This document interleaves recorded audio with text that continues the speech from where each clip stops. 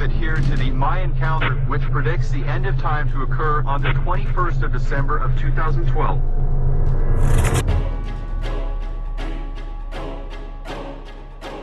If we go by what we understand here, everything is going to end on December 21st, 2012.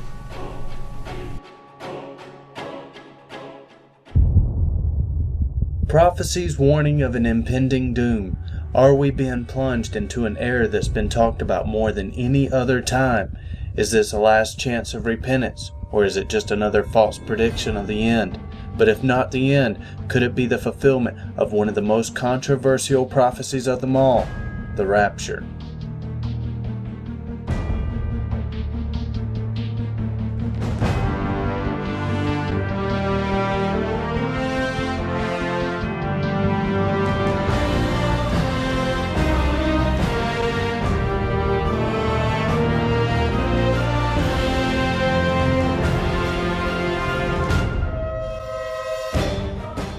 Each generation seems to have its prophets of the end.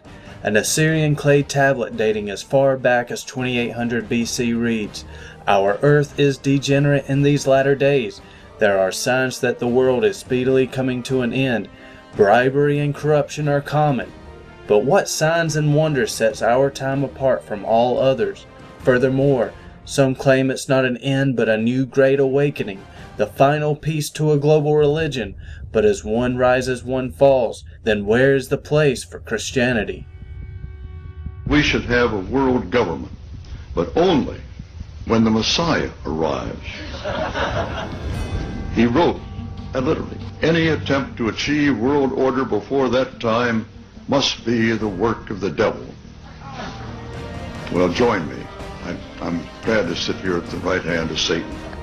As all are being gathered in the name of peace and safety, is this the time for the darkest and the most deceptive agenda of them all?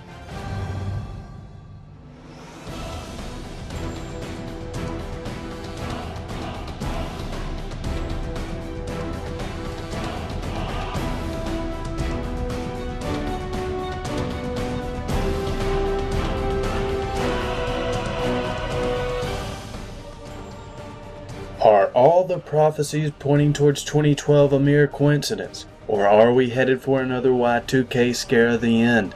Guru Bhagavan says this is the deadline for human enlightenment.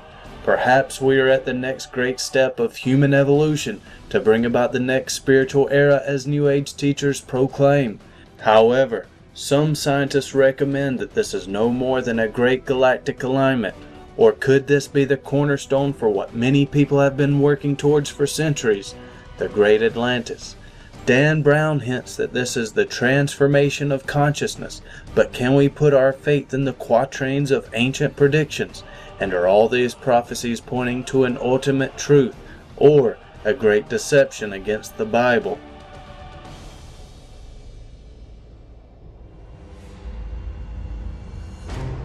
Now, with all the excitement being generated about what's supposed to be happening on December 21st, 2012, some say that we're going to end up with a doomsday scenario. Some say we're going to end up with a new consciousness to where we're going to have some type of spiritual awakening. Others are calling for the final days. We really need to take a good look at all the excitement being generated about 2012 and see if there really is any truth about it. Now, this is a two-part DVD set. Part 7, I should say DVD 7 and DVD 8. We have approximately 17 different sections we're going to be covering. So as I said, there's going to be a lot of information here. So that it's easier for all of us to keep on track with what we're going to be covering in each section. We're going to be covering every single section in a very specific way. First of all, we're going to take a look into the background of whatever or whoever we're going to be talking about. Next, we'll be taking a look to see if they made any prophecies in the past that had come true. Now, if they had, this is what qualifies them for step 3. We will take a look at any prophecies they made about the future or 2012 and see if any of it could possibly come to true, especially December 21st. Is there going to be doomsday? Is there going to be some type of enlightenment, or what? This is what we're going to be looking into.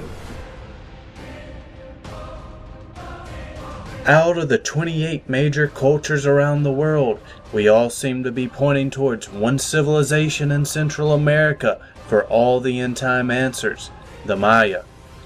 With possibilities open in the air, what could the Mayan lone count calendar hold? A new spiritual transformation, or the end of time as we know it? But if it be their God to show them a sign of a spirituality to come through human sacrifice and offering, who then might this revelation come from?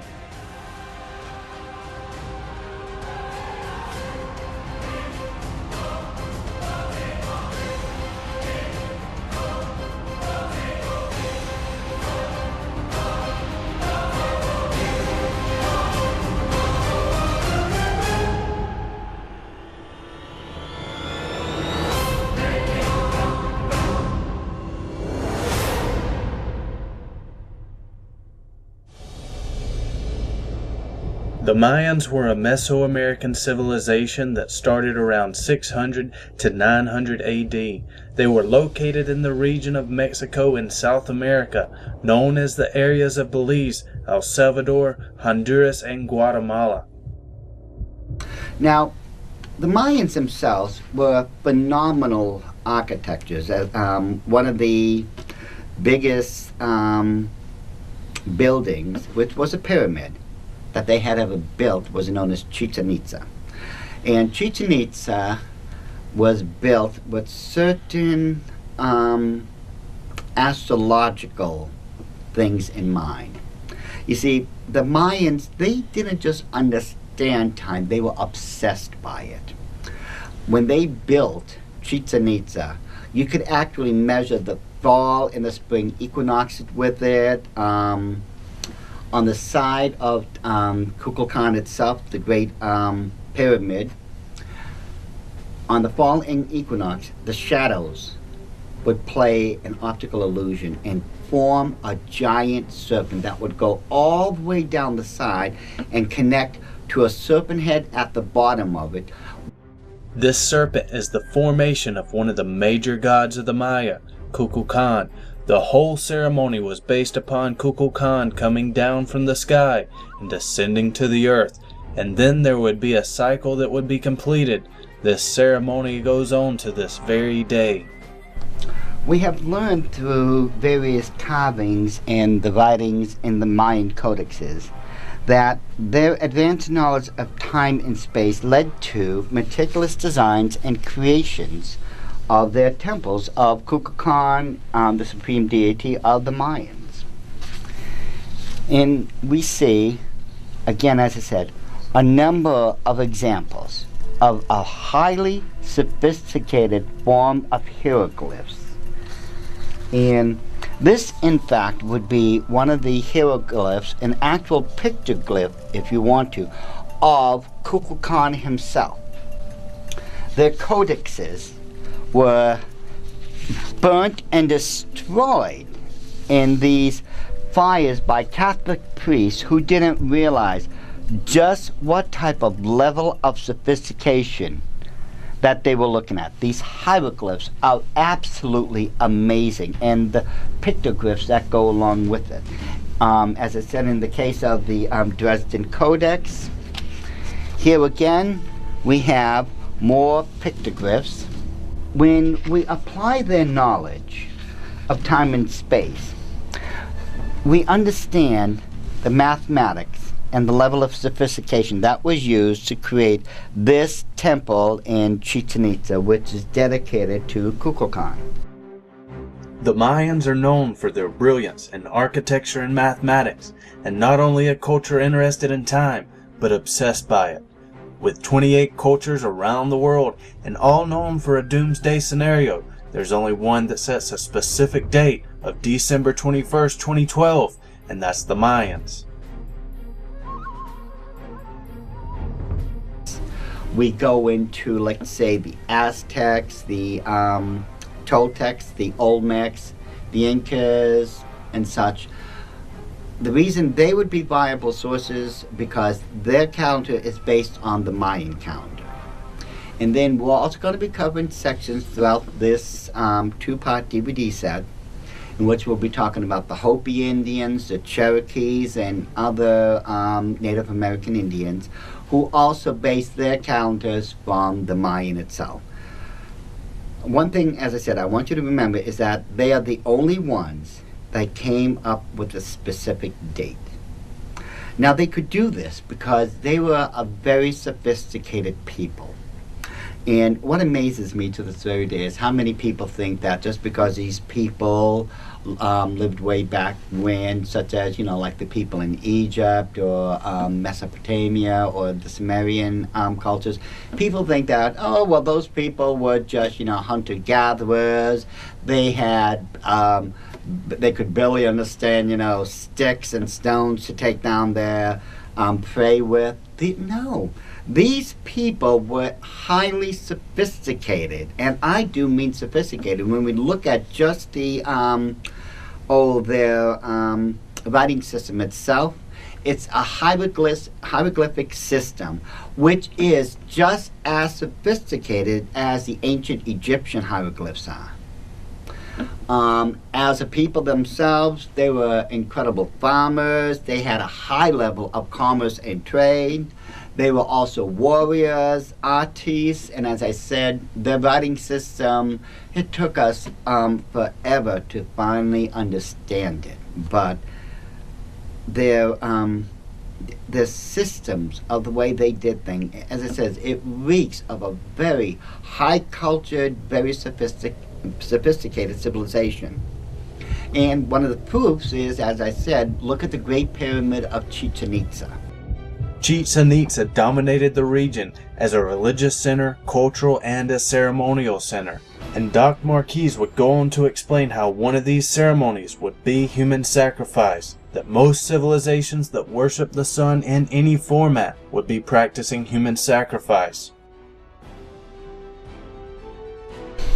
Chichen Itza was also where they had an astrological observatory. You'll find out that in most Mayan civilizations, they had some sort of structure that resembles a modern-day astronomical observatory.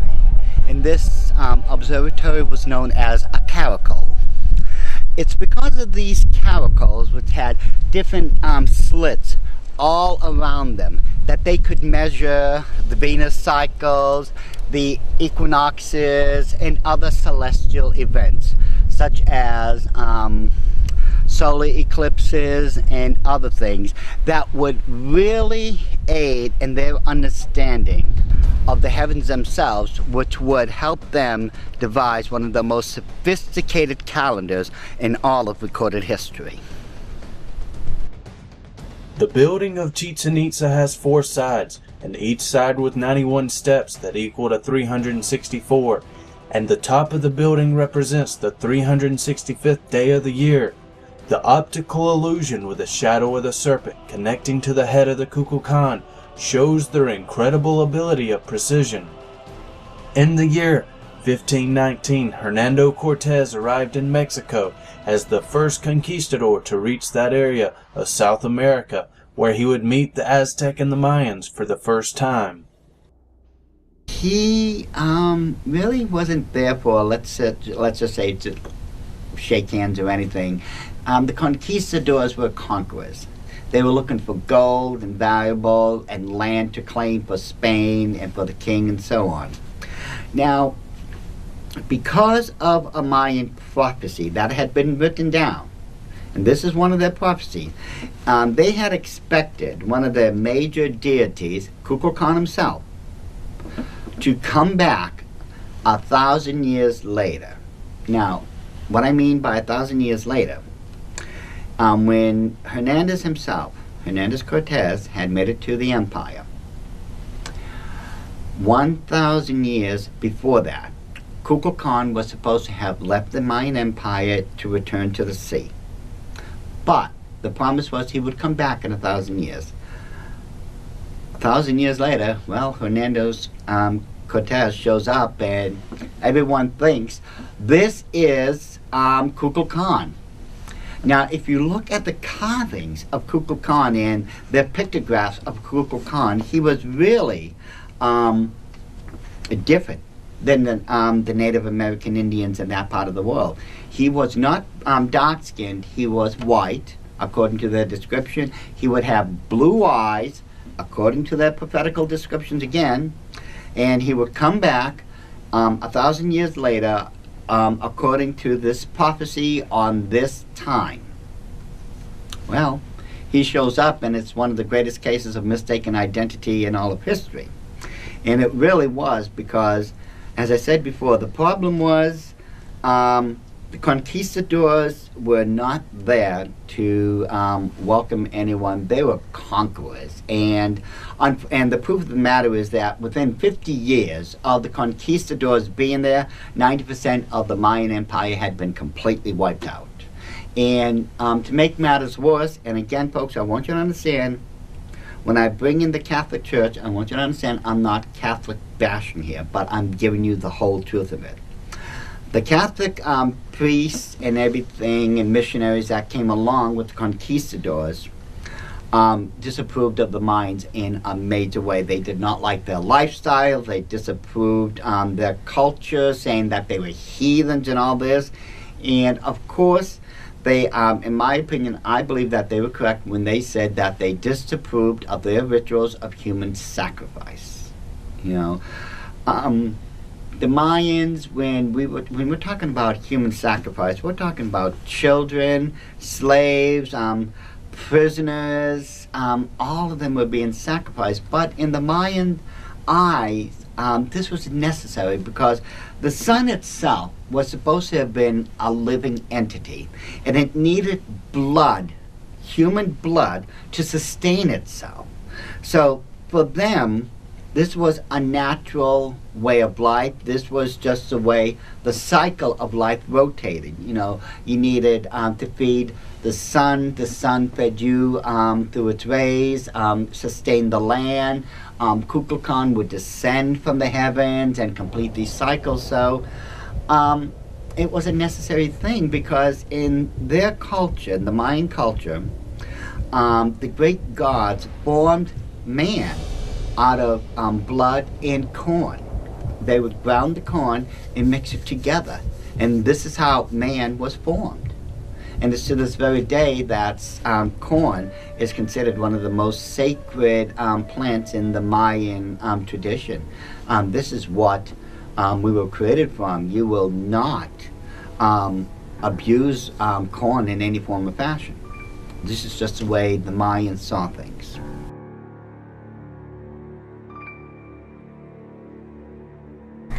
The Catholic priests declared that these human sacrifices were of the devil. And so they went to great pains to make sure that the Mayans would be converted over to Catholicism. And those that did not cooperate usually were either beheaded or burned at the stake as heretics. And in an overnight event, in order to wipe out all memories of the Mayan Empire and their beliefs and all that they've stood for more than 1,000 years, they took all the books, all the ancient writings of the Mayans, and threw them in a giant fire. You wipe out a culture's background and any information about them, it's much easier to get them not just converted, but to keep them, because they've got no background to go to anymore. Now, one Catholic priest in particular, for some reason, was feeling very sympathetic towards what was going on, and he was able to rescue 4 of the codexes from the Mayan Empire, and only 4. Unfortunately, that rich tapestry of Mayan knowledge is forever lost to us. What we do know of their empire is through, you know, their carvings on the temple walls, various hieroglyphs, and of course the 4 books, the codexes that actually survived. Not only by the archaeological evidences, hieroglyphs and codices that survive to this very day, a Spanish Catholic bishop wrote the following account of a human sacrifice. If his heart were to be taken out, they brought him to the court with a great show and a large company of people. They seized the poor creature they were sacrificing, very swiftly laid his back on the stone. At this, the executioner approached with a stone knife and very skillfully made a cruel incision. Then he reached in and, seizing the heart like a ravening tiger, tore out the living heart. This he gave to the priest on a plate, who hurried to anoint the faces of the idol with the fresh blood. The Mayans believed their god needed to be sustained by human blood, because man was created by blood, with a mixture of corn. This is how the Mayans were, and as it is with any religion, everyone has their own opinion.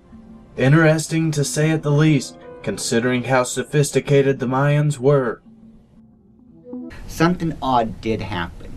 One Catholic priest, now I don't think anyone knows who that was, he had some sympathy on what they were doing and managed to sneak out 4 of the Mayan books that had, their ancient drawing, their knowledge and everything on it.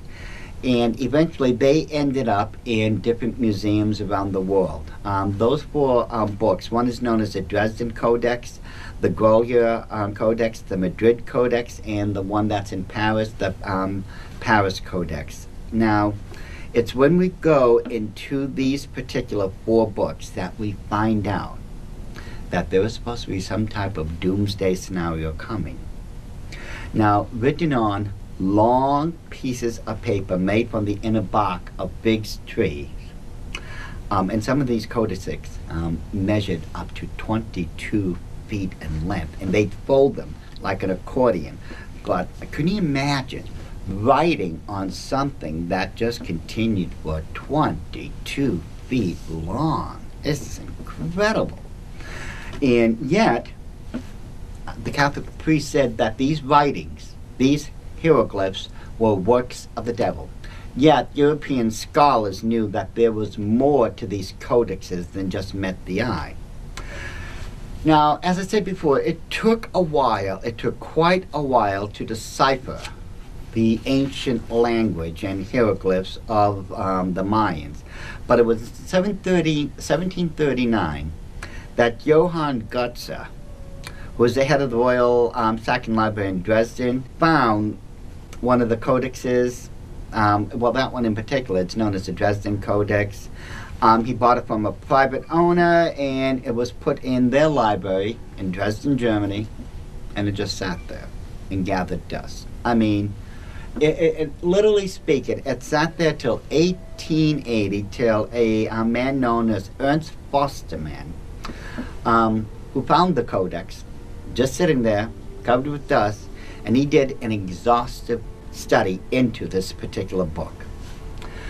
Now, it took him and the others quite a number of years, but they eventually was able to break the hieroglyphic codes, the symbols themselves of the Mayan Empire.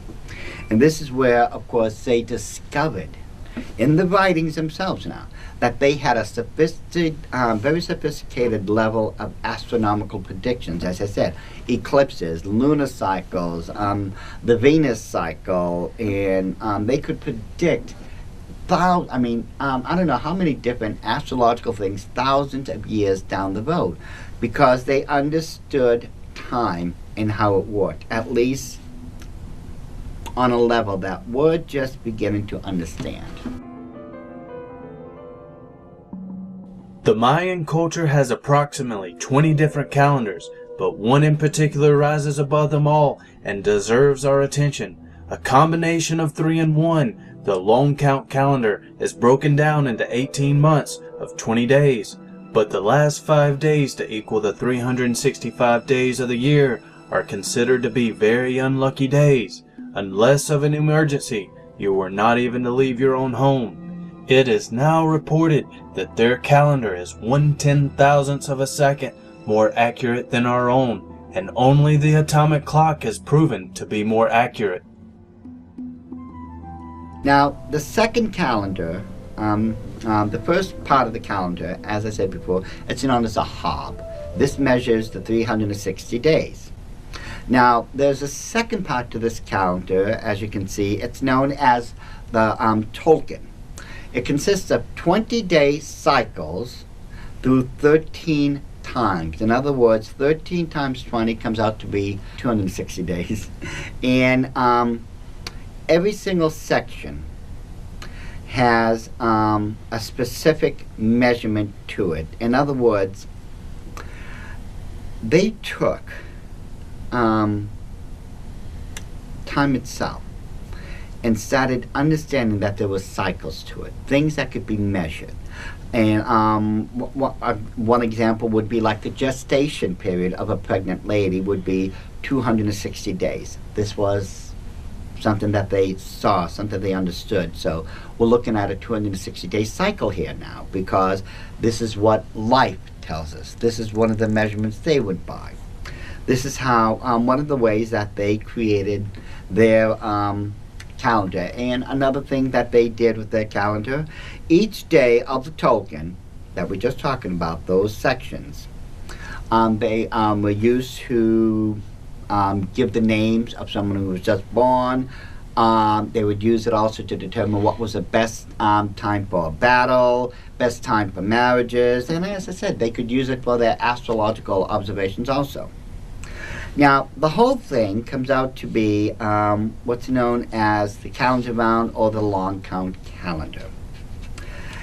This is where you use the Hob and the Tolkien and combine it together on a third wheel, which is where we come up with the long count calendar. And this is where we get the doomsday scenario. Now, the long count calendar measures, again, a specific time. In this case, it's 5,125 years in order for this calendar to come completely around. Now, according to the mythological belief, if you understand the cycles of the Mayans, you know, we have to bring it back 4 cycles and such ago. Actually 5, considering we're just about to end the 5th cycle. According to the Mayan belief system, mankind would have been born somewhere around 23,163 BC. The fourth cycle, or the last one, that supposedly ended on August 13, 3114 BC. Now, add 5,125 years to that, and we come up with the Mayan date, the last day of December 21st, 2012. This is how we got that date. It's because the 5th cycle, according to them, has come to an end, and that ends on that date. Now, understand that in the Mayan belief system, every 20 years is measured by certain signs and prophecies within it. In other words, every 20 years you can tell certain things are always going to happen, because according to them, time is not just linear. It doesn't just go in a straight line as we in Western civilization see time as. They also see it as coming around in a cycle. In other words, what happened in the past is going to come back again to repeat itself. Now, these cycles of 20 years are known as cartoons, okay? And on the Mayan long count calendar, there are 260 of these cartoons. So in other words, time is going to repeat itself over and over again. Those events that had happened in the past are going to happen, sure enough, in the future. Unfortunately, at one point in Mayan history, this would also serve possibly as a self-fulfilling prophecy. These 260 cartoons were written by a Mayan priest, Shalom Balaam. But what do these predictions claim? Cartoon 13 goes on to say, "This is a time of total collapse where everything is lost. It is the time of the judgment of God. There will be epidemics and plagues and then famines. Governments will be lost to foreigners and wise men, and prophets will be lost." This is what happened in the year 1520 when Cortez overthrew the Mayan Empire and the whole civilization of the Mayans was almost destroyed. And then again it cycled through in the year 1776. This is during the American and French revolutions, where an old government's lost and a new one would be born. Now when we go to the fifth cycle, let's go through a couple of these. According to the predictions of the fifth cycle, it says, a time of misfortune, rulers and their subjects separate. The people lose faith in their leaders. Leaders may be harshly treated, even hung. There is also an abundance of snakes, a great famine, and few birds during this period. Now, this particular cartoon, Cartoon 5, cycled through in 1855 through 1875, that 20-year period. And it was the same 20-year period in which you had the Civil War, in which the Union was dissolved, and in which Abraham Lincoln was assassinated. So on the surface, it certainly does look as this Cartoon 5, along with its predictions, had come true.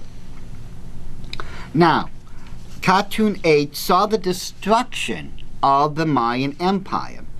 Plus, in 1960, when this cartoon came back again, it saw the political assassinations and the Vietnam War, which led to, obviously, deep divisions in America.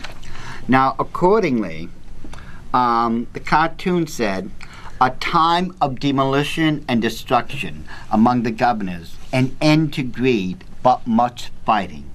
A time to settle in a new place. A time to settle in a new place. And that's what happened to the Mayans. No one knows for certain why it happened, but suddenly they vanished overnight. And it's probably because of one of these self-fulfilling prophecies. Remember, these things measure a 20-year time period, and there's 260 of them. They could very well, Shalom Balaam, the high priest, could very well have written a self-fulfilling prophecy which would destroy the Mayan Empire without anyone even realizing it. When we go to the sixth cartoon, the prophecies there says that there's going to be a time of bad government and deceptive government. There's also starvation and famine. Well, this particular cartoon cycled through back in 1973 all the way through 1993. And it was during that time we had Watergate, the Contra affair, and the crusade to end hunger in Africa. So it actually fits perfectly in those events with this cartoon.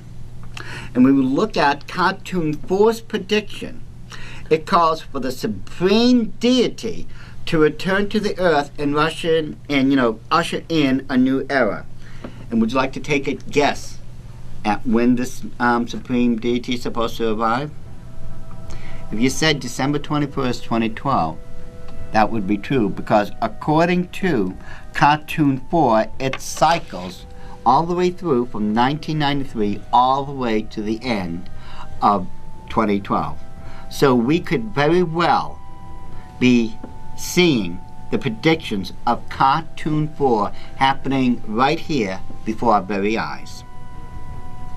On December 21st, every year, that is what's known as the solstice, where we see the great shadow of the sun and such setting and rising in specific locations. This was measured by the Mayans. This is also measured at Stonehenge by the ancient Druids. The Egyptians knew about this, and other civilizations, because they were all sun worshippers. As we just pointed out, one cycle on the Mayan long count calendar is 5,125 years in length, and that 4 of them have already happened. Now, accordingly, if we go by the 5th cycle, which is going to be ended very soon, that's supposed to be on December 21st, 2012.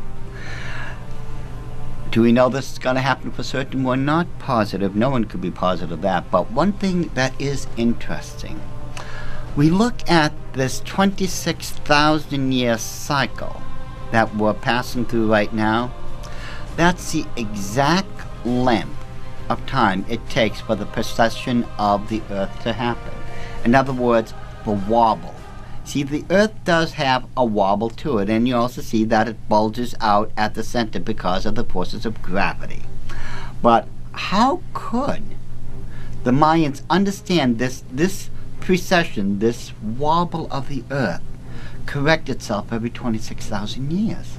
How could they have known that? And yet, what we do know, and it's from the Popol Vuh, which is the Mayan Bible, that much of this information comes from. We also know that, according to the Popol Vuh, there's a dark rift in the center of the Milky Way galaxy.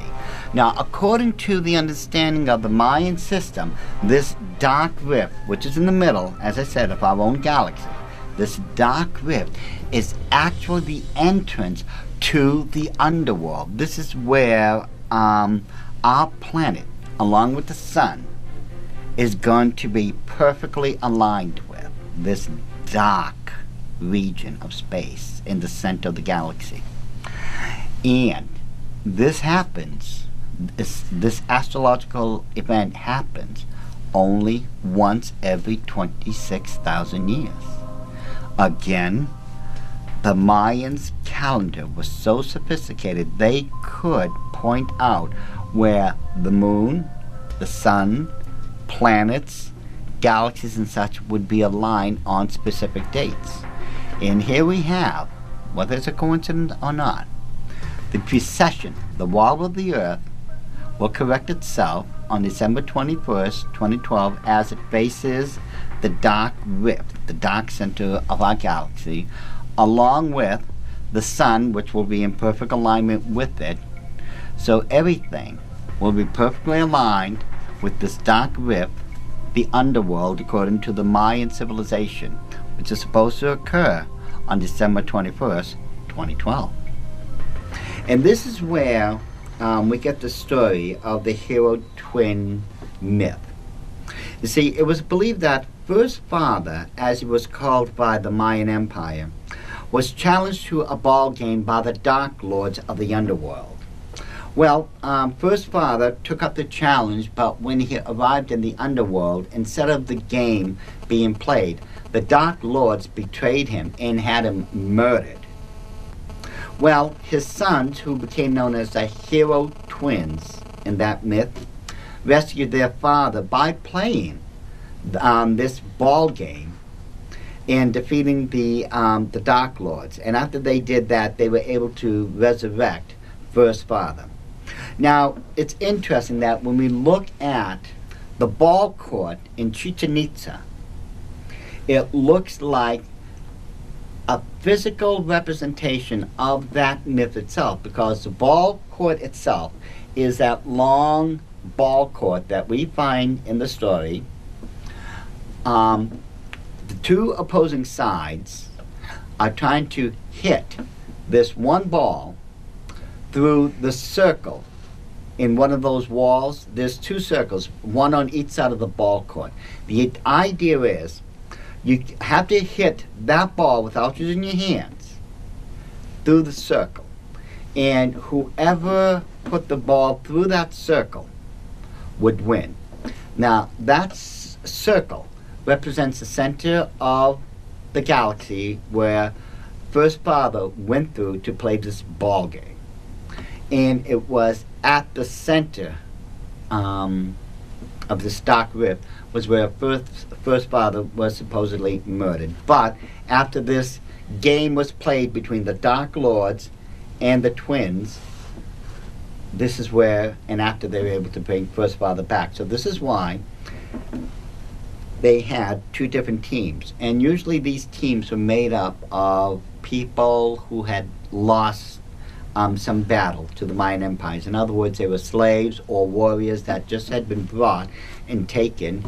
They would be forced to play this ball game, and it used to be believed that whoever lost the game were the ones that was taken and sacrificed Now, according to what some archaeologists are being led to believe, they think it might have been the winners who were actually sacrificed, because if you won the game, you were considered to be a worthy sacrifice. Yeah, there's a lot of controversy about it, but the point is, this is where we actually get the ball court from. It's actually a perfect reenactment of the hero twin myth. If we go by Cartoon 2's prophecies, it says, "For half there will be food, for others misfortune, a time of the end of the Word of God, a time for uniting for a cause." Now this could very well be interpreted as events that are going to happen during the tribulation period. A lot of this does sound very familiar when you think about it along scriptural lines. Now, according to the last page of the Dresden Codex, the celestial dragon is coming across the top page, opening its mouth and pouring out endless streams of water upon the earth. You will also see the moon and the sun symbol for the hero twin gods. They themselves are holding these giant vases and turning them upside down, and vast amounts of water are just inundating the land. And then there's, in the center of it, one of their earth goddesses who also has an upturned jar where great waters are being spilled upon the earth below. And beneath it all is one of the Dark Lords of the underworld. He's actually waiting there to gather up the souls of those people who have died. Now, what we do know of this scene, if you look at the top of the Dresden Codex on that last page, you will see 15 hieroglyphs on it. Unfortunately, more than half of them have been lost due to time. But what remains of those 15 hieroglyphs, it says, "Black on high, black earth." That's what we know of what remains. So it could talk about that warning alone about the destruction of earth and possible time itself, because if we go by what we understand here, everything is going to end on December 21st, 2012. The big question is there an alien connection to all this? Now, I know this may sound a bit bizarre, but for those of you who may have seen and been watching crop circles, you know, those mysterious drawings that's done in wheat fields or hay fields throughout the world, but mainly along the Salisbury Plains in England, there is the Mayan long count calendar that's been drawn. The Hob and the Tolkien has also been drawn. And then there's the Masonic symbol for the galactic center of our universe. That's also been drawn. So the question is there an alien connection to this? The big question is anything going to happen on December 21st, 2012? We will answer that question more as we move along in this series.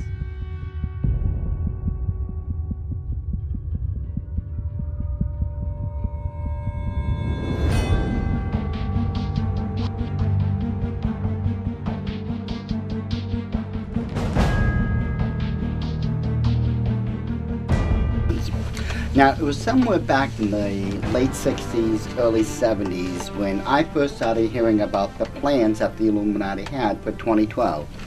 Now, that might seem a little odd because at that point, that would have been about 40 years plus down the road. But as we've already demonstrated throughout this DVD series, I believe in DVD 1, which was the arrival of the Antichrist, and other places throughout the series, the plans of the Illuminati, a lot of them, are very long-ranged plans. And since they believe in reincarnation, which means they're going to come back to continue these long-range plans, they really don't care how long-range they are. They're going to come back to complete them anyways. So, this brings us to 2012 now and what's going on with their plans. All right. Well, you spoke of in the Mind section, part 1, on several different calendars we have. Let's pick in particular the long count calendar. Okay. It goes on to say that the end is December 21st, 2012. Right. What's your perspective on all this? Okay, the calendar itself does cycle through every 5,125 years. And this time when it cycles through and ends, it's going to stop on December 21st, 2012. Does the world end then? No. That is not what the calendar states. Now, just because it cycles through and ends on that date does not suddenly mean the world is going to come to a crashing end. As a matter of fact, the Mayans said nothing at all about that date. As far as we know, that calendar is simply going to start up again, and we wait another 5,125 years until it ends and then starts again. There's nothing more to it than just that. Nothing in the calendar says anything. All right. Correct me if I'm wrong, though, but looking through my notes here, you mentioned that the Dresden Codex also predicts the end of the world. Correct me if I'm wrong. Now, the Dresden Codex, let me show you the page we had been speaking about before. Here we have on that picture of Kukulkan, the great serpent god. You know, yes, he's pouring vast amounts of water down upon the earth. We have the hero twin gods represented by the star and by the sun and the moon. And notice their jugs are turned over and great waters are pouring down upon the land also. And of course, the one of the earth goddesses of the Mayan religion, again, great water coming down. And here we have one of the lords of the underworld waiting to gather the souls. Now, the reason people believe that this could represent some type of flood or inundation is because at the top of that page it does say black earth and black on high, but we don't know what the rest of it says because half of those hieroglyphs are missing. It's anyone's guess really what the rest of it says. So the whole of it, as far as the flood part of it, cannot be accepted simply because the Bible instructs us that after God had flooded the earth, he himself stated he would never punish the earth like that ever again. And as a covenant, as a personal reminder to himself, he created the rainbow. And he said, every time I look upon these rainbows, it will remind me that I have a covenant between myself and my creation. So no, even if the Dresden Codex was definitively speaking about a flood, the answer would still be no, because it is contrary to the Word of God. So you're saying it's not even possible that the world could end because of a flood. Your personal opinion, and based upon the biblical scriptures, that this world isn't going to end off a great flood. Well, it's not my opinion, it's God's opinion. Right. I'm just repeating what he wrote. Yeah. Doc Marquis presented to us the Illuminati's reliance on the role of reincarnation in our existence, and he presented to us the Mayan civilization's calendar cycle of 5,125 years. If we're approaching the end of the 5th cycle, are we really 26,000 years into our existence? Or is this just another scheme of the old devil for us to believe in evolution? Where is this plan coming from? Is it the plan for man to become God? Or are we entering into a new age of spirituality? But the experts on the Bible say that if you add up the genealogies, we're only a little more than 6,000 years into existence. So is this the truth that can set us free, or a lie that can set us into bondage? What in the world does this skull you have to do with anything you have here? This skull is a perfect life-size duplicate of a crystal skull that was found in the Mesoamerican regions. Now, there's an interesting prophecy that deals with 13 crystal skulls, and I have a photo here that will show you the crystal skulls that have already been found. Now, there's supposed to be 13 crystal skulls according to this prophecy. And here you can see the first one there, and the other 7 that have been found thus far. All right. Now, according to this prophecy, 13 crystal skulls are supposed to be brought together. And if they are brought together before December 21st, 2012, they will somehow give us the information that will help us prevent the doom and gloom scenario that some people say is going to happen. Now, we do know that crystal skulls, well, crystal in general, has a resonance quality to it, vibrations. And it's the same if you think back to, the old phonographic records. We used to place, a handle with the needle on it. That diamond would vibrate, okay, with the resonance. And that's how it would decipher the information on that phonograph player.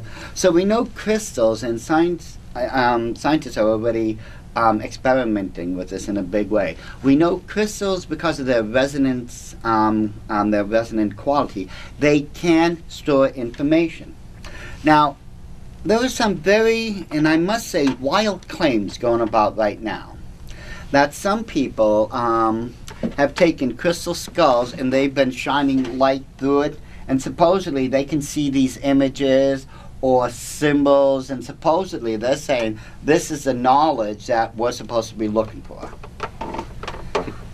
Okay, I'll be honest, I haven't seen it yet. Would that be a form of scrying? Actually, yes. And what's interesting, speaking of scrying, I'm glad you brought it up. See, we have a flyer here that dealt with the legends of the 13 crystal skulls.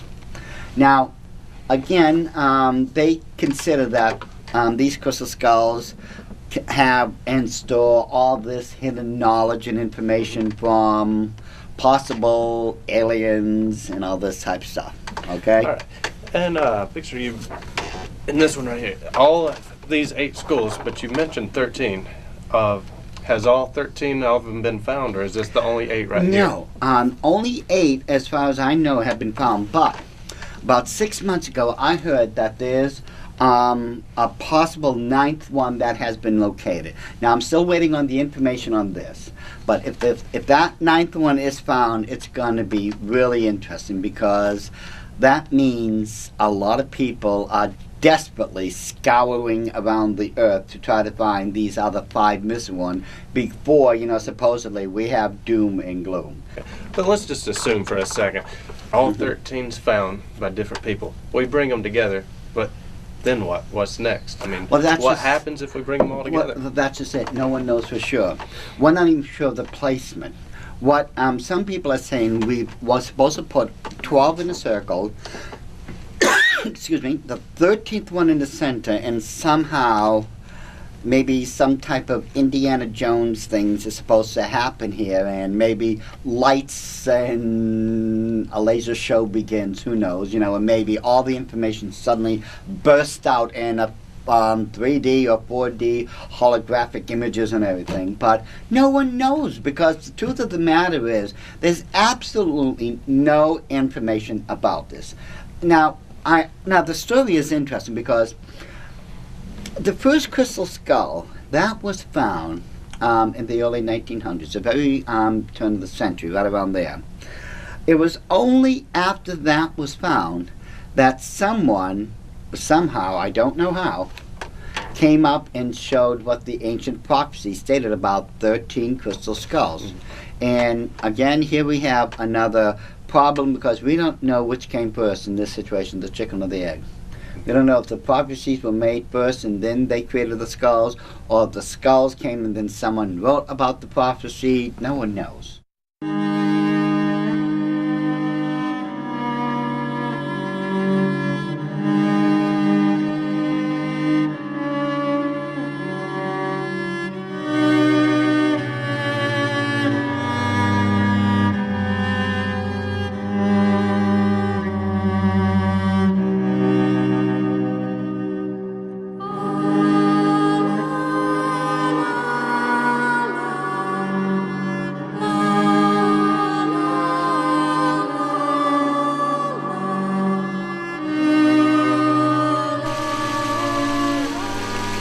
cave in which Ursula would be born in was located by the River Nid in Knaresborough, North Yorkshire in England. There was a well that would be streaming water down. This well to this very day is known as the Petrifying Well. Reportedly, it has miraculous powers. One of those powers they claim is if you were to string something along the waters, as it would drip down, eventually whatever the object was would become petrified like stone.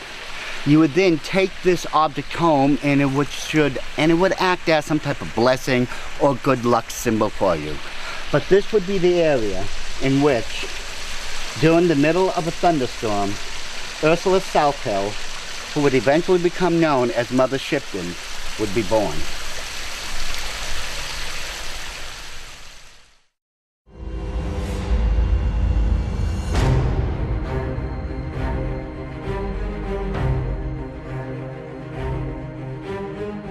Some of the most heated and debated prophecies of them all come from northern England by the name of Mother Shipton. Outcasted by society, she withdrew to what is known today as Shipton's Cave. This is where it is rumored that she penned her major prophecies. Did she predict some of our most technological advances from over 5 centuries ago? Perhaps she even had a vision of the end.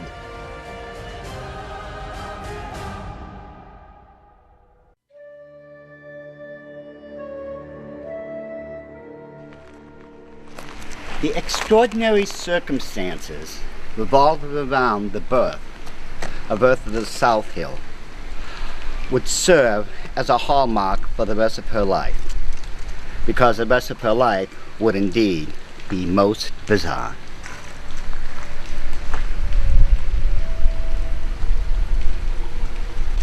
Mother Shipton, when she was born, was called Ursula Southhill. She was the illegitimate child of a 15-year-old girl who was considered to be a prostitute. This young girl could have had a very tragic end to her life because her mother, Agatha, had been put on trial because the villagers had called her and claimed she was a prostitute.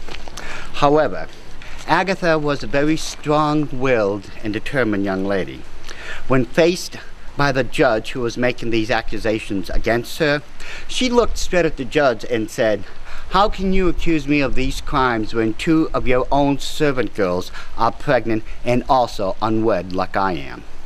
Well, needless to say, the charges were dropped. However, the circumstances surrounding Mother Shipton's birth is even stranger than her life. Accordingly, she was born in something like this, just a cave, because her mother was unmarried. She had no means or anything. According to the reports of the midwives, in 1488, Ursula Southhill was born during the middle of a storm. This storm was raging and thunder was crashing all over the place. But when Ursula was born and she came out, she didn't cry like a normal child. Instead, she jeered and cackled and started laughing. Immediately, once that happened, the thunder and the storm suddenly became very quiet, almost as if to signal some type of prophetical event had just happened.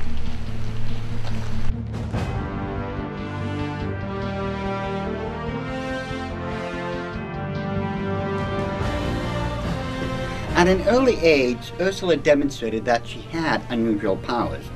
She could foresee the future, and she made predictions that were very, very accurate. However, being that this was the 15th century, there was many people who was claiming that she had mated with the devil. Her mother had, and, that's why Ursula had these powers. Sad enough, when Ursula was to, her mother abandoned her because she thought maybe she was wrong when she brought her child into this life, because she wasn't married, and back then that would have been considered prostitution. So she abandoned her child and she went to a convent to supposedly repent of her sins for the rest of her life. However, as time went on, even Ursula eventually found happiness. When she was 24 years old, she was married to Toby Shipton, who was a local carpenter, and this would have been around 1512 near York, where she was from. Now, again, her reputation worked against her because a lot of people stated the only reason he would marry such an ugly person was because Ursula had made a love potion and gave it to Tony Shipton. That's how and why he married her. Now, her powers of prophecy, literally, she used it, not for any self-gain or anything. She helped a lot of people from where she was at, and eventually, because of how effective her prophecies and other treatments she had done for the villagers, how powerful her prophecy was, she was gaining a quick reputation throughout all of England, and people all over the countryside would spend hours and days just trying to get to her so she would predict their future for them. A prophecy that would come to pass is now referred to as the Uzay Bridge prophecy. She penned, "Water shall come over Uzay Bridge, and a windmill shall be set upon a tower, and an elm tree shall lie at every man's door." Doc Marquise would go on to suggest that an invention that we lean so heavily upon today was the modern marvel of its time. In the city of York, a pipe system would bring water to everyone's home. For these people, this was a new innovation. We have running water in pipes to our home. Now, the pipes, interesting enough, were laid across the bridge of the river Uzay, and a windmill had actually drawn up the water that would run into the pipes and into everyone's home. Now, these pipes were made out of hollowed out elm trees. Now, the reason it was elm trees because elm tree is one of those trees that will not decay because of water. So we look at the Uzay Bridge prophecy had it actually happen. She stated water would come over Uzay Bridge, and it did through the pipes, and a windmill shall be set upon a tower. And that's how the water was drawn up, was through this windmill, and an elm tree shall be at every man's door. And it was because that's what the pipes were made out of. Now, she made another prophecy involving Uzay Bridge, and this is how it goes. Before Uzay Bridge and Trinity Church meet, what is built in the day shall fall in the night, till the highest stone of the church be the lowest stone on the bridge. Now, the steeple of Trinity Church fell during a nighttime thunderstorm, and parts of the steeple actually, just fell on Uzay Bridge and broke it up. Now, some of the stones from the steeple itself was used to rebuild Uzay Bridge. So, the prophecy she stated about Uzay Bridge actually came to pass. Remember, she said, before Uzay Bridge and Trinity Church meet, what is built in the day shall fall in the night, till the highest stone of the church be the lowest stone of the bridge. It was those fallen stones from Trinity steeple that was used to rebuild the bridge. The Minster Yard prophecy. When there is a Lord Mayor living in Minster Yard, let him beware of a stab. Interesting enough, a Lord Mayor did come and lived in Minster Yard, and he was stabbed 3 times and died. If we go by what Mother Shipton stated, the Minster Yard prophecy had actually come to pass. Mother Shipton would go on to record a prophecy concerning King Henry VIII and the Battle of the Spurs. She wrote, "When the English lion shall set his paw upon the Gallic shore, then shall the lilies begin to droop with fear. There shall be much weeping and wailing amongst the ladies of that country, because the princely eagle shall join with the lion to tread down all that oppose them. And though many Sagittarii shall appear in defense of the lilies, yet shall they not prevail, because the dull animal of the north shall put them to confusion. Doc Marquis goes on to describe how people believe the English lion is a reference to King Henry VIII, the lilies an emblem of France, and the princely eagle was Maximilian of Austria. Sagittaries, like the zodiac sign of Sagittarius, half man and half horse, and an archer was the French cavalry. And the dull animal of the north were the English soldiers who were dragged out of the inns from all across the country. And it was decided that they were dull and grumbling about the weather, much as British soldiers always do.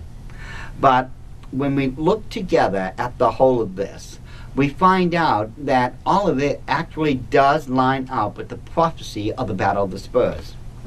Now, there was another prophecy involving Thomas Wolsey. He was a Catholic priest who eventually became known as Cardinal Wolsey. Now, he was King Henry VIII's personal advisor, and he was the one who encouraged him to fight in the Battle of the Spurs to begin with. Now, quite honestly, when you get into the background of Cardinal Wolsey, you'll find out that there was a lot of greed and corruption going on with him. But then again, you know, we're talking of King Henry VIII's court, so there was a lot of greed and corruption going on anyways. Now, eventually, because of his contribution to the war as the advisor to King Henry VIII, Cardinal Wolsey became the Lord Chancellor of England, and this was during the wartime. He was elevated to the Cardinal of Rome by the Pope, and this was supposed to be as, you know, a reward for everything he had done for the crown. He then eventually lived like a prince with a huge retinue that was given to him by King Henry VIII. He himself had built, that would have been Hampton Court. Hampton Court still exists to this very day, and Hampton Court was the most lush palace in existence at that time. This was better than any of the castles King Henry VIII lived in, but Cardinal Wolsey, being who he was in it for the pomp and pageantry of it all, and he made sure that if you're going to live like a prince, you got to have a palace, you know, fit for one. And he really spent millions just to put this place up alone.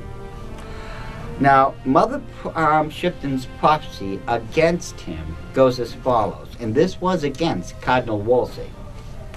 Now shall the mitred peacock first begin to plume, whose train shall make a great show in the world for a time, but shall afterwards vanish away, and his great honor come to nothing.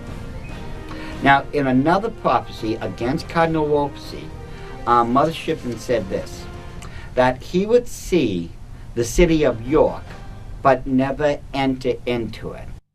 And this is very important because, you see, during the day of King Henry VIII, the Spanish Inquisition was still going, and people could be tried and executed for practicing witchcraft, or just for being accused of practicing witchcraft. Now, Cardinal Wolsey, for some reason, he hated Mother Shipton. I mean, he really hated her. He himself stated he was going to personally have her arrested. I mean, he was going to go there and do it himself, have her arrested and burnt as a witch at the stake. One of her prophecies stated that he would indeed come and see the city of York, but he would never set foot in it. Interesting enough, when he was being driven in his carriage to go to York City, so he could personally take Mother Shipton and have her tried and executed as a witch, 10 miles out of the city, before he reached it, there was this tower they came across. And he climbed up it to see how far they were, and he could see from that great height that the city of York was only 10 miles away. However, when he came down, he had been given orders on parchment that was given to him. He was given orders by King Henry VIII himself to return back to the court because he was being charged with treason and corruption. Following his orders, Cardinal Wolsey got in the carriage, turned around, and made his way back to the court of Henry VIII, but he never made it because he died along the way. And this fulfills exactly what Mother Shipton's prophecy stated. He would see York, but he would never step inside of it. Mother Shipton also saw the dissolution of the Catholic monasteries in England. This is what she wrote about them, or I should say what was written about them. When the cow doth ride the bull, then priest beware thy skull. And when the lower shrubs do fall, the great trees quickly follow shall. The mitred peacock's lofty pride shall to his master be a guide. And one great court to pass shall bring what was never done by any king. The poor shall grieve to see thy day, and who did feast must fast and pray. Fate so decreed their overthrow, witches brought pride, and pride brought woe. You see, the Catholic monasteries were dissolved by King Henry VIII himself and handed over to the nobility and wealthy people of England. This was mainly done because the Catholic Church refused to grant Henry VIII, I believe it was a second divorce. So his solution to the problem was, I'm the king, I'm throwing them out of my country. And that's exactly what he did. That's why all the monasteries were looted, raided, and everything.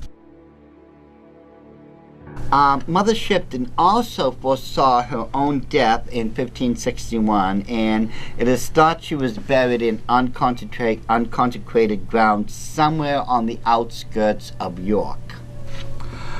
She saw the defeat of the Spanish Armada under the reign of Queen Elizabeth I. She also foresaw the beheading of King Charles I in 1649. The Great Plague of London in 1665 she foresaw. Now this Great Fire of London, this was completely devastating, folks. I mean, it was started in a bakery owned by a French baker. Thousands of homes were burnt down. Hundreds of streets were completely destroyed. 86 churches in that area alone was also destroyed by the fire. And parts of St. Paul's Cathedral was also burned. Yet, Mother Shipton had foresaw all these things. She also foresaw the birth of Henry's only surviving son, Edward VI. She said, "For a sweet pious prince make room, and in each kirk," now a kirk, that's a Scottish word for church, "and in each kirk prepare a room. For this prince that shall never be born, shall make the shaven heads forlorn." Now, Edward VI, as I said, he was the only son of Henry VIII. He was not born through natural means. He was born through a very crude method of what we would call a cesarean section, but unfortunately, because of it, his mother, Jane Seymour, died giving birth. Now, Edward would grow to be a Protestant, and this made the Catholic Church priests very, very worried, because this kid would eventually become the King of England, and he was Protestant and not Catholic. And this is why, you know, the part in the prophecy about the shaven heads. He also foresaw, I should say, Mother Shipton also foresaw the rise of Lady Jane Grey. She said, "A virtuous lady then shall die, for being raised up so high. Her death shall cause another joy, who will the kingdom much annoy." Now, Edward VI left his throne, when he died, to his cousin, Lady Jane Grey. The reason he gave it to her was because she was Protestant. His sister, who would have been the rightful queen, who was Mary, was a staunch Catholic. And he did not want England to fall into the hands of Catholicism. So he by royal declaration, made Lady Jane Grey the successor to the throne. Now, she would become the shortest reigned monarch in English history. She reigned only 9 days. And that's because Mary was able to raise up an army and depose Lady Jane Grey. Mary would eventually gain a horrific reputation, and to this very day, she's still known as Bloody Queen Mary. And that's because she persecuted Protestants endlessly. The truth of the matter is, back then, anyone during her reign who did not convert over to Catholicism was either burnt at the stake or hung. This is the part of the prophecy of Mother Shipton where she said, who will the kingdom much annoy. She was a heartless person. She had no problems burning or hanging, let alone torturing those people who she believed would not follow what she called the true faith. Mother Shipton wrote more about Bloody Queen Mary's reign and her death. This is what she said. Alecto next assumes the crown, and Midas shall rise and heads fall down, and streams of blood run Smithfield down. England shall join in leagues with Spain, which some to hinder strive in vain. Alecto then shall from life retire, and pontifical priests retire. Now, Alecto was one of the Greek Furies in Greek mythology. She was one of the Furies of vengeance.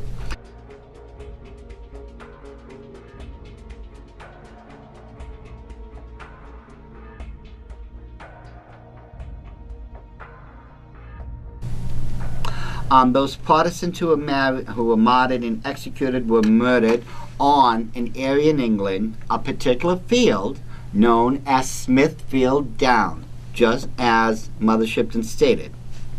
Now, England did join in league with Spain when Bloody Queen Mary married Philip of Spain. When Alecto, or Queen Mary, died in November 17th on 1558, her pontifical priest, her confessor and all that, Cardinal Pole, died hours later. So that, again, the part of the prophecy there of Mother Shipton once again had come to pass. She had also foreseen one of the most influential kings as far as the Bible goes, and that would be King James I of England, who came to the throne in 1603.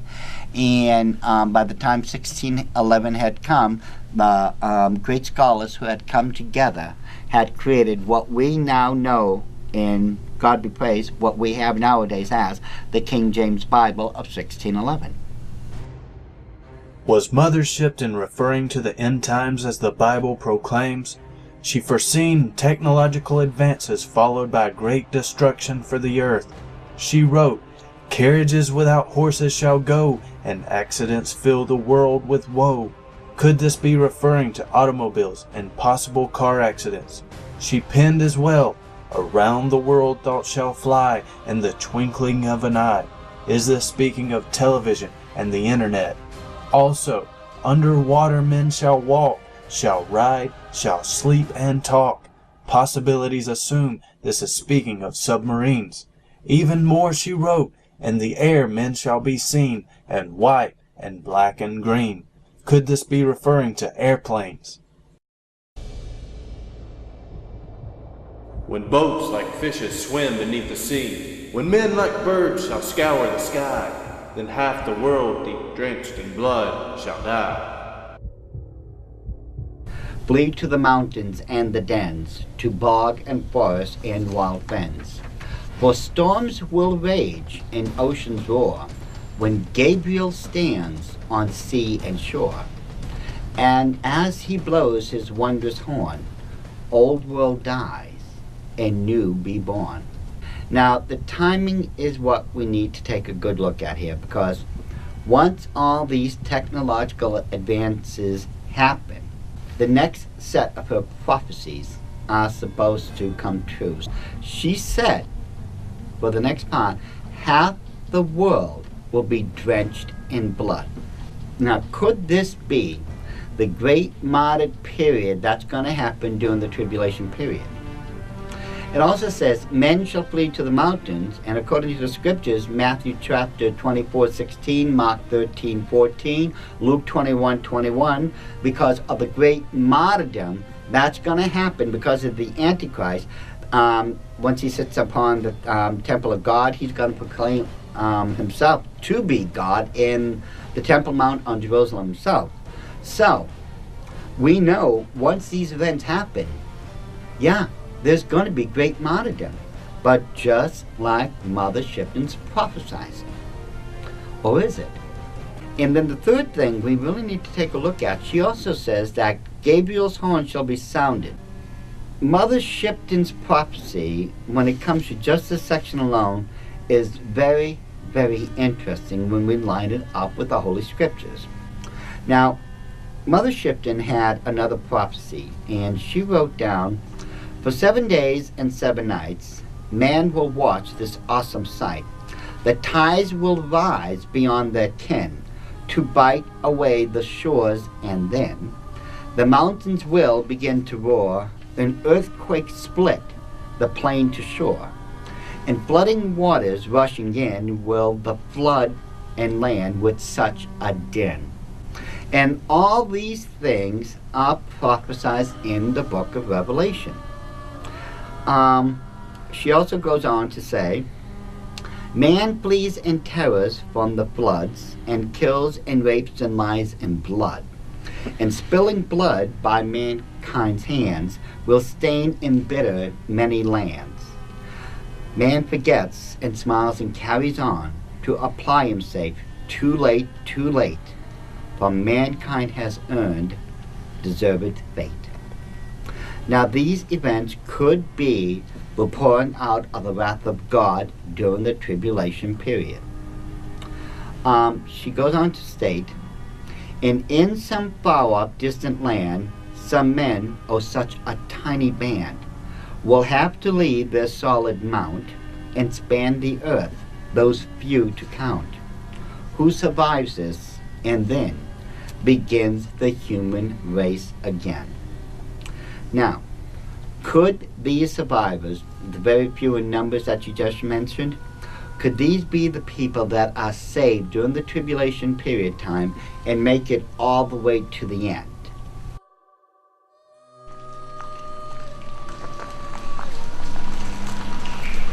What we know of Mother Shipton came down through the reports and writings of a lady known as Joanne Walker. She died at 94. It would be in 1561 that Mother Shipton, at the ripe old age of 73, would pass away. However, her extraordinary life and those of her prophecies would follow her all the way through our day and age.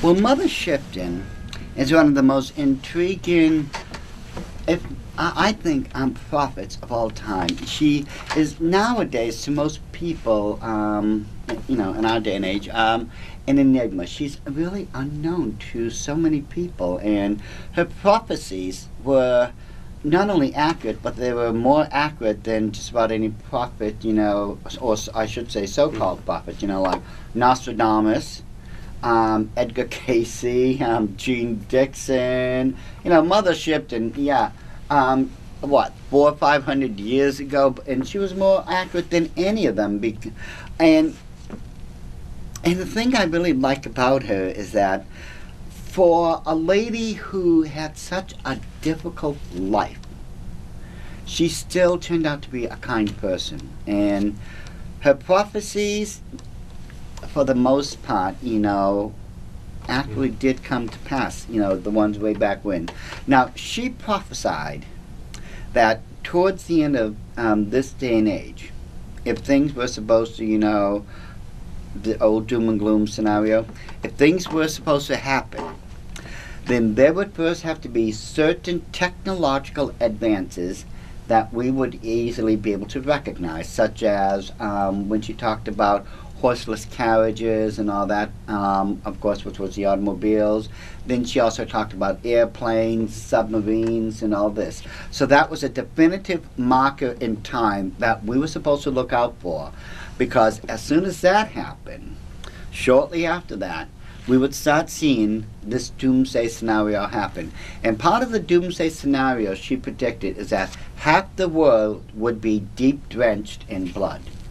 Now, it's interesting that she used that phraseology, and especially for the period of time, because that's not only very close to 2012, but that could also be very reflective of the tribulation period as spoken of in the book of Revelation. Now, exactly how much, or if any, of what she said pertaining to what I believe may be a glimpse into the tribulation period, how much of that could be true and may not be true, I honestly don't know. Simply because, the tribulation period hasn't arrived yet. We just don't know. But the timing is what is intriguing. Because if we take a look when the technological advances had happened, and the period of time shortly after that, and then when all this doomsday scenario from her would happen, it's very close to the biblical timeline, which we will get into, as I said, in the next DVD at the end with the question and answers. It lines up very close. So it's Mother Shipton and only one other prophet that really has given me pause for consideration here. As far as did she say anything about the earth is going to come to a crashing end like so many others have? No, she never said that. All she did was give us a time period to look towards. She did not give us a date. Just like, the Mayans did give us a date, but they did not say it's a doomsday thing. Mm-hmm. So when we talk about Ursula Southhill, who became known as Mother Shipton, do not associate her with a doom and gloom scenario that's going to happen exactly on December 21st, 2012. We look at her prophecies. They were very true in her day and age. We look at a number of her future prophecies, the ones she had named thus far for this day and age, they have come to pass. Now, this next one just is not going to slip into 2012 because she never said 2012, but it does fit in with a possible biblical scenario as far as the timelines go. One of the most mysterious and darkest aspects that most of the Doomsday Prophets have in common, from the Hopi Indians to our modern-day Bible code, is it Planet X or Nibiru? Where does this story come from, and how does it relate to a doomsday scenario of December 21st, 2012? Well, when we look back to the ancient civilizations, and I mean we have to go all the way back to the oldest of all civilizations. We're talking the Babylonians, the Sumerians, the Egyptians, and even the Mesopotamians. They wrote of a possible moon or star that would come screaming across our galaxy and eventually, quite possibly, either brush close to us on December 21st, 2012, or even possibly strike us. You see, even Nostradamus himself, if you recall, spoke of this mysterious object that we call Nibiru. According to what his prophecy stated, he said, There will appear towards the 7 stars of Ursa Minor and Polaris, not far from Cancer, the bearded star. Susa, Siena, Boeotia, great Rome will die, the night having vanished. He also wrote, the great star will blaze for 7 days. The cloud will cause 2 suns to appear. The huge dog will howl at night when the great pontiff will change lands. The Hopi Indians, some say that the 9th sign actually refers to the coming of Nibiru. And there are other parts of the stories that we have to piece together from those ancient civilizations who spoke of this mysterious star. Now the question is it a star? Is it a planet? If it's a planet, is it the 10th planet that some people have stated is the mysterious unknown planet, Planet X? Could that be Nibiru? What we're going to do right now is get into the earliest records of Nibiru itself, find out what is the story beneath its underbelly, what's really going on with Nibiru, and exactly how does it relate to us in 2012.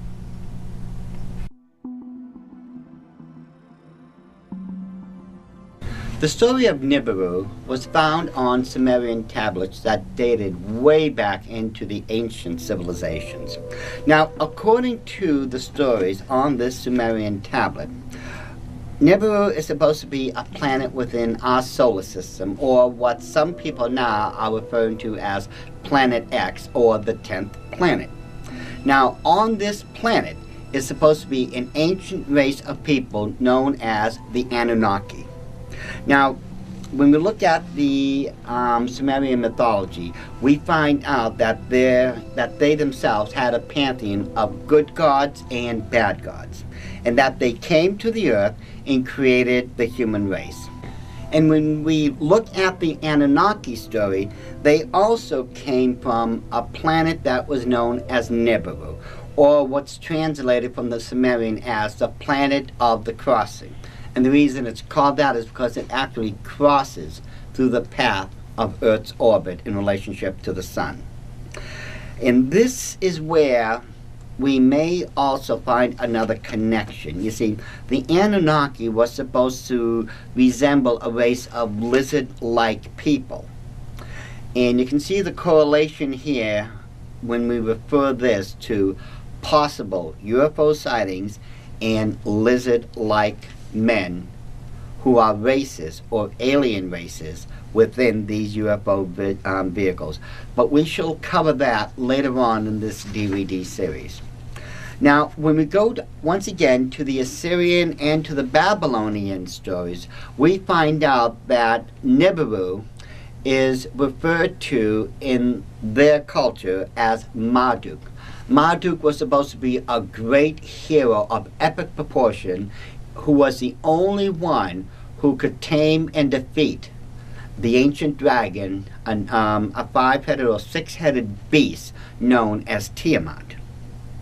Now, planet Nibiru, whether it's a planet, a moon, or as some would say, a dwarf star, a brown dwarf star, comes across the Earth's elliptical orbit once every 3,600 years. And that on Nibiru itself, on the planet, 1 year on Nibiru equals 3,600 years on planet Earth. And that supposedly the Anunnaki have an average lifespan of 432,000 years. Why then did the Anunnaki come to the Earth? Well, according to some, the Anunnaki needed gold to keep their civilizations going. So, they came to planet Earth and basically used man as an early slave race. And in order to do this, they had to literally alter primitive man and change him into the human race we are today. Then we could really fulfill their needs and their role for us as a primitive workforce, or if you would, a slave race for the Anunnaki. Let's assume for a second that it's not a brown dwarf star and that it's not a moon. Let's say it's actually a planet. Now, if we go by the premise that it's a planet, as a lot of people are postulating, as I stated before, it has a very long elliptical orbit. It takes approximately 3,600 years for Nibiru just to come around the sun just once. Just once. It takes 3,600 years for it to accomplish this. Now, in the past, Nibiru, or possibly one of its moons, had actually destroyed one of the planets in our solar system, and this is where we ended up with the asteroid belt that surrounded Jupiter. There are those people who say that this is how this asteroid belt came about, and that this should be considered hard evidence. Now, Earth was much bigger at one time, way back when, according to different stories.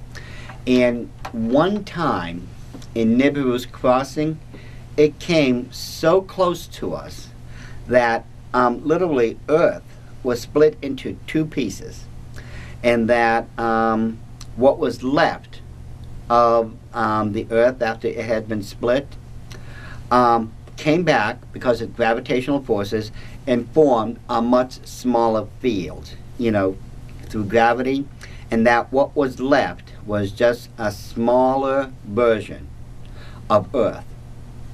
But once again, as I said before, this is just part of the stories that's related to us through the ancient civilizations on Sumerian tablets, through Assyrian and Babylonian myths.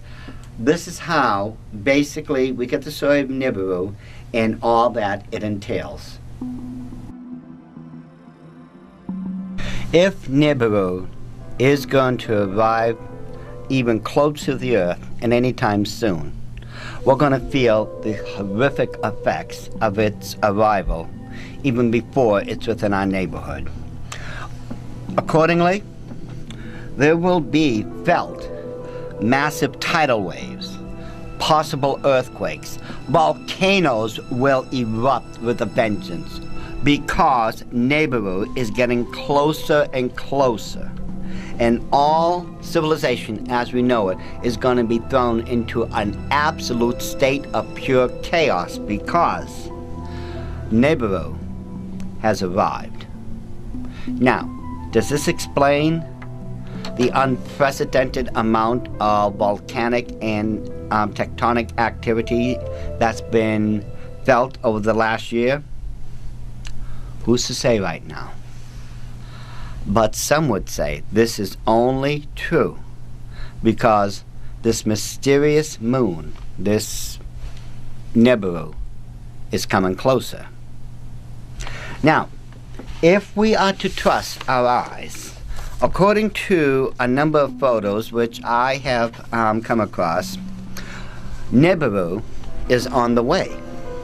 We take a look at this photo here, and right up here, as one of the Hopi prophecies stated about a blue star, this could very well be Nibiru. Now, there are other photos I would like to show you. Here, for instance, we have the arrival of Nibiru again. This one was taken on May of 2002, and just a couple months later, in September of the same year, this shows whatever it is getting a lot closer. Now, could this be Nibiru getting closer? Here we have another object, blue, according to some of the ancient prophecies, right here.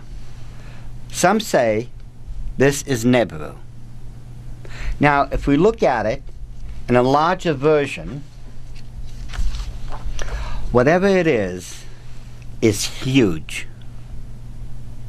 Now, if something that big either comes close to the Earth's atmosphere, or even enough to affect our gravitational fields, yes, there could be worldwide natural disasters coming about that we should be getting prepared for.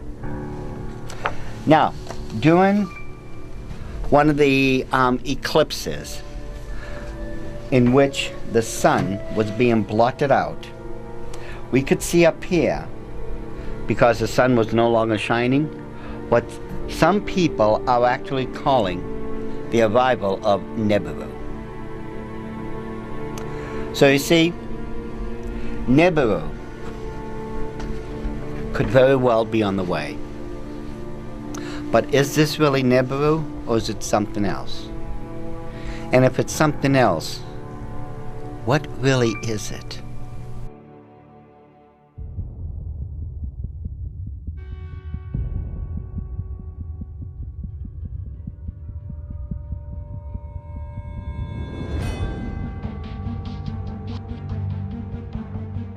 Sumerians, Babylonians, Egyptians, Mesopotamians, they all mention one thing. They all mention this planet Nibiru, or Planet X. Maybe not verbatim, but they mentioned this planet coming. Yeah. Is it headed here 2012? Okay. Using, once again, certain illustrations, diagrams, and photos, that was used throughout the series, we find out that Planet X supposedly has an orbit of 3,600 years to create an elliptical orbit, okay? And that, according to what some people have stated, and I'm using their photos now, that have supposedly, these photos represent the coming of Nibiru, okay? Now, if we go by this photo, well, this is supposed to be Nibiru on the way, right? Right. Okay, well, you notice how the sun is shining down and we see the reflection? Mm-hmm. Why is there no reflection here for Nibiru? It's not close. Or simply because this photo's been doctored. You notice here's a lens flare here. What is that doing there on top of that? Right. It doesn't add up. No, it doesn't. No, it doesn't. Now, according to this photo, well, here is the sun, here is Nibiru, and here is the moon. Excuse me, this is in using a blue filter. I don't know what this really is. No one does. Right. Sorry, this one can't use either. Now, according to this one, okay, over here we've got a photo of I think some people said that this was a chemtrail, right? Mm-hmm. Now, here's the sun, and over here this is supposed to be Nibiru? That could be a reflection of anything. Seems like somebody's just reaching. Now, this one I like, because it really looks foreboding when you study it, but it's a fake. Again, take a look. Here's the sun, the sun, and over here this is supposed to be Nibiru. Seems like it's getting closer quick. Well, if it's that close, we're in more trouble than people realize. Now, this was taken by the Lick Observatory back in 2005, I think it was. You notice, sorry folks, that's a lens flare. They even said it was a lens flare. Here's another photo that people put up saying, aha, this is Nibiru. Something's wrong here. I thought Nibiru, according to all the prophecies, was supposed to be a blue star. This one looks red. Yeah. Sorry, can't go with that one. Oh, this one was from UCLA. Over here is supposed to be Nibiru, and this was the crescent moon. Mm-hmm. No, this is just an overexposure of the crescent moon. In other words, they just let the camera go and go and go and just overexposed it. Mm. So it looks like something's there that really never was there to begin with. Here we have the last one. This one, I could have used this one because I remember when I was in Alaska and we had these incredible aurora borealises. Now, this is supposed to be the moon once again, and here we have a maroon or Pink, Nibiru. Now, when you look at it close enough, you can see it's a reflection. It's a lens flare. The color could have easily changed because we're talking in Aurora Borealis now. Okay, those cannot be taken as serious evidence of Nibiru's arrival. And quite honestly, some people believe that there's some type of cover-up going on here with NASA. Now, I do remember, of course, those movies. What was it? Where there was a comet or meteor on the way, and Armageddon was one of them, and then the other one. There's been quite a few. And you know, there was some type of cover-up. But the thing is, in the movies, if you follow the stories, they did tell us the truth ahead of time to where we could at least try to find hiding places or shelter or whatever, right? But the overwhelming evidence, you know, completely says it's not happening.